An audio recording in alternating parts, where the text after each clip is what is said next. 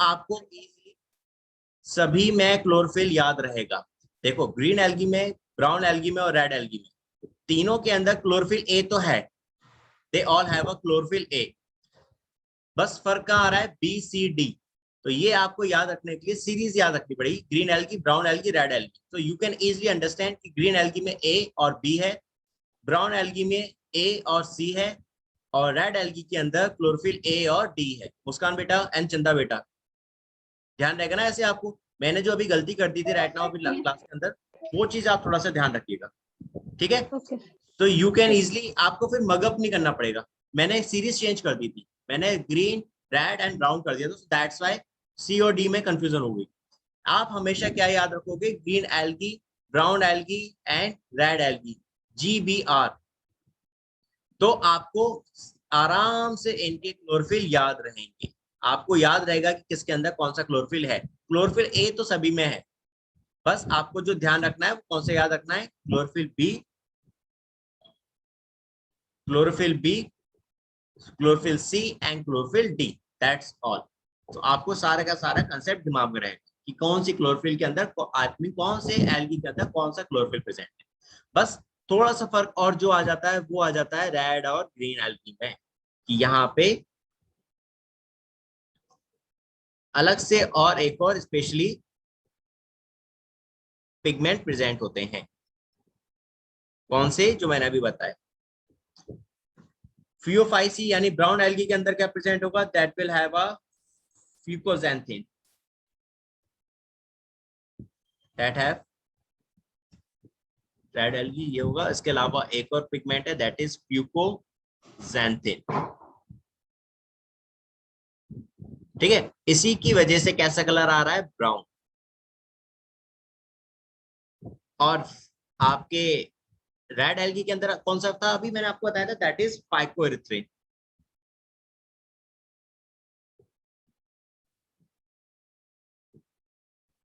Phycoerythrin में कौन सा आ गया आपका, दैट इज रेड कलर। इसकी वजह से कौन सा है, रेड, या इसको आप बोल सकते हो आर एरिथ्रिन ऑल्सो। आर का मतलब क्या हो गया, दैट इज रेड कलर। तो ये चीजें आपको ध्यान रखनी होगी, क्योंकि नीट में क्वेश्चन आता है तो वो ये आपसे यहाँ पे इनके बारे में पूछता है कि रेड आपकी एल्गी और आपकी ब्राउन एल्गी, इनके अंदर कौन से स्पेशली अलग से पिगमेंट प्रेजेंट हैं।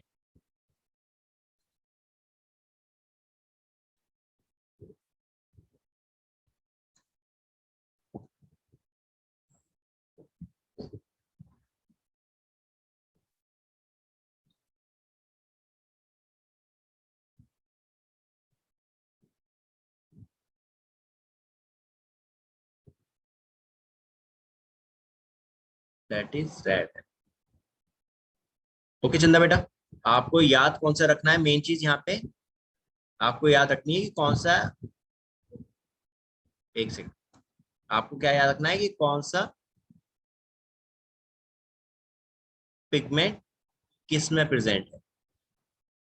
और ये नीट का क्वेश्चन है,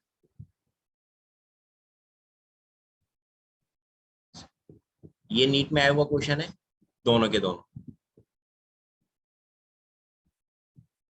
that is important and that one is also. ये है आपके नीट के क्वेश्चंस, ठीक है। और इनके नाम, जो साइंटिफिक नेम है, Chlorophyceae, that is green algae, Rhodophyceae, that is red algae, and Phaeophyceae, that is your brown algae, ठीक है बच्चे।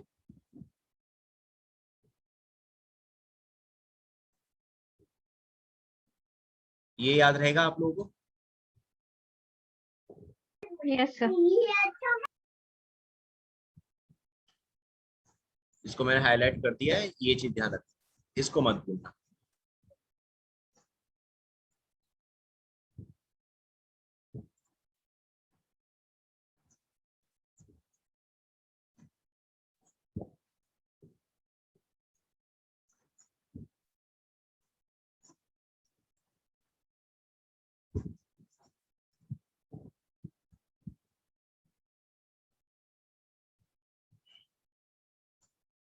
चलो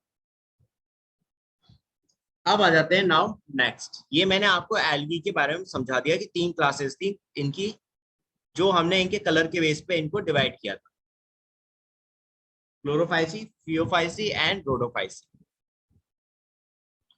अब बात करते हैं, नाउ लेट्स टॉक अबाउट बेटा, इनको डिटेल में समझते हैं।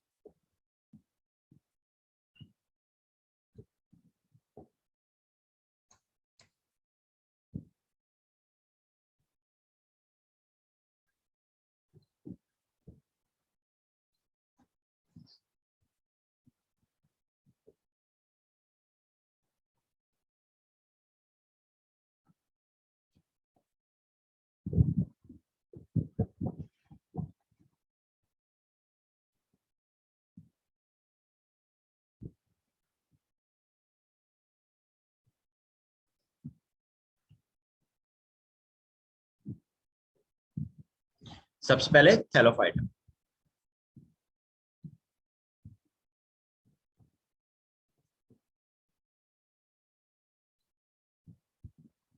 हमने लास्ट स्लाइड में ये तो समझ ही लिया था कि सिंपल होते हैं ये, इनमें थैलस लाइक स्ट्रक्चर्स है। कैसे हो गए सिंपल?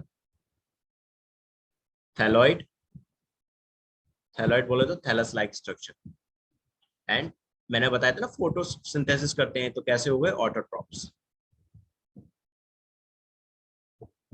अपना खाना खुद बना रहे हैं, ऑटोट्रॉप्स है, राइट? पहला पॉइंट। देन इसके बाद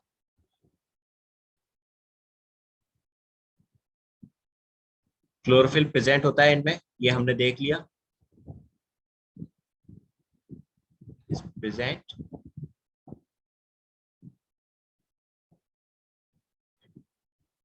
एंड कहाँ मिलते हैं? पानी में, लार्जली एक्वेटिक। एक्वेटिक बोले तो फ्रेश पानी में भी रहेंगे और खारे पानी में भी रहेंगे, मरीन वाटर, दोनों जगह मिलते हैं ये आपके। ठीक है, ये चीजें हम लोग अभी पहले वाली स्लाइड में समझ चुके थे। अब आ जाते हैं now next, they are also occur in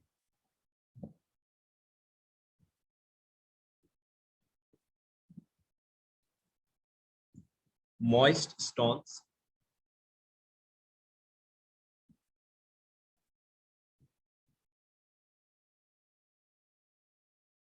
soil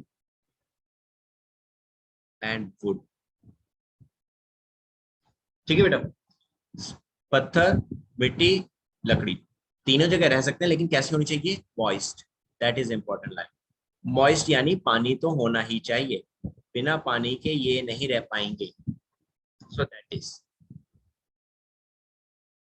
then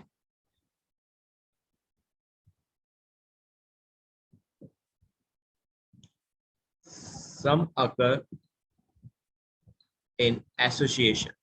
ये मैंने आपको फंगस क्लास से हम पढ़ रहे थे, फंगस किंगडम के बारे में, तब मैंने आपको बताया some occurs in association with fungi. Fungi के साथ रहते हैं तो क्या बनाते हैं? Symbiotic relationship. और कौन सा स्ट्रक्चर बनाते थे बेटा? क्या नाम था उसका? Lichen. Lichens, very good, that form lichens. Some occur in association with fungi, that is lichen बनाएंगे। और कुछ एनिमल के साथ भी रहते थे, जैसे कि sloth bear. Fungi and animals, animals में क्या हो गया? That is example on sloth bear. Sloth bear देखा है कभी आपने टीवी में कहीं पर? हाँ चंदा बेटा, नो सर। नहीं देखा? दुनिया का सबसे सुस्त इंसान, ये सबसे सुस्त प्राणी है, इस दुनिया का सबसे सुस्त प्राणी, हमेशा पेड़ों पे रहता है। और सपोज करिए एक ही पेड़ पे अगर इसको नीचे से ऊपर तक जाना है तो ये पूरा दिन लगा देता है वहां तक पहुंचने में, इतना सुस्त है। इसकी रफ्तार इतनी धीमे होती है कि लाइक ये सोचिए कि उससे ज्यादा जल्दी तो हम चढ़ जाएंगे। लेट मी शो यू, मैं देखता हूँ होता है कि नहीं।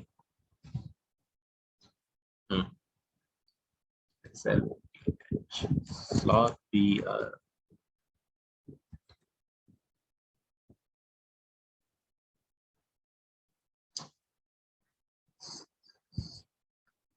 ये तो भालू आ गए, भालू की तरह ही है लेकिन है अलग।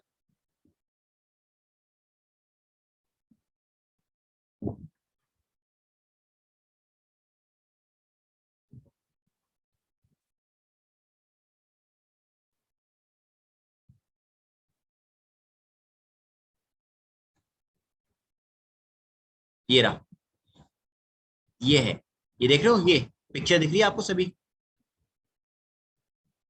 Yes, sir. ये होते हैं बेटा आपके स्लॉथ बियर, दैट इज, ये पूरे लाइफ टाइम पेड़ों पर रहते हैं। अपने मोस्टली जो इनका लाइफ स्पैन होता है सारा पेड़ों पर रहता है। आप देख लो पेड़ों पे दिख रहे हैं आप, राइट। अब जैसे कि ये देख रहे हो, ये दिस वन, इसको दिखाऊं थोड़ा सा, इसको देखो,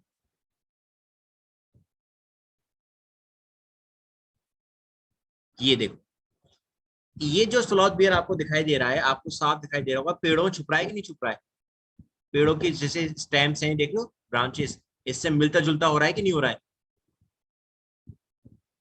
Yes. That is camouflage. Camouflage नाम सुना है कभी आपने? No, sir. कॉमोफ्लेज का मतलब होता है बेटा अपने आप को अपने आसपास की कंडीशंस के अकॉर्डिंग ढाल लेना और उसमें छुप जाना, ठीक है। जैसे कि आप फॉर एग्जांपल पहले कॉमोफ्लेज समझ लेते हैं कि आपका जो ऑक्टोपस होता है, दैट शो कॉमोफ्लेज,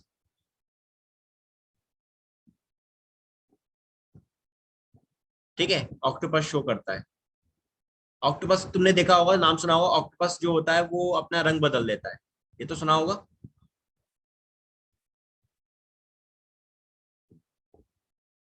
तो जो आपका ऑक्टोपस है बेटा, वो अपना रंग क्यों बदलता है? अपने आप को अपने आसपास की कंडीशंस के अकॉर्डिंग चेंज कर लेता है ताकि शिकार कर सके, किसी की नजर में ना आए, अपना शिकार कर सके और दूसरे शिकारियों से भी बच सके। सो दैट्स व्हाई वो अपने आप को अपनी कंडीशंस के अकॉर्डिंग ढाल लेता है। सो दैट इज कॉमोफ्लेज है उसको, मतलब अपना आपको अपनी कंडीशंस के अकॉर्डिंग ढाल लिया। ऐसे आपने देखा होगा पैरट, जो आपके पैरट होते हैं ग्रीन कलर के, क्या वो ग्रीन पत्तियों में आसानी से नजर आएंगे हमें? बताओ। No, sir. नहीं नजर आएंगे ना, क्यों? क्योंकि वो पत्तियों में छुप जाते हैं। तो दैट इज, वो क्या है, कॉमोफ्लेज। आप समझ में आए कॉमोफ्लेज का मतलब? कॉमोफ्लेज कोई भी जानवर कब करता है, जब उसको अपने आप को शिकारियों से बचाना हो और अपने शिकार को पकड़ना हो ताकि कोई शिकार उसको देख ना सके और वो आसानी से उसे पकड़ ले। तो दैट इज कॉमोफ्लेज है उसका। अब समझ में आ गया कॉमोफ्लेज क्या होता है? Yes, sir.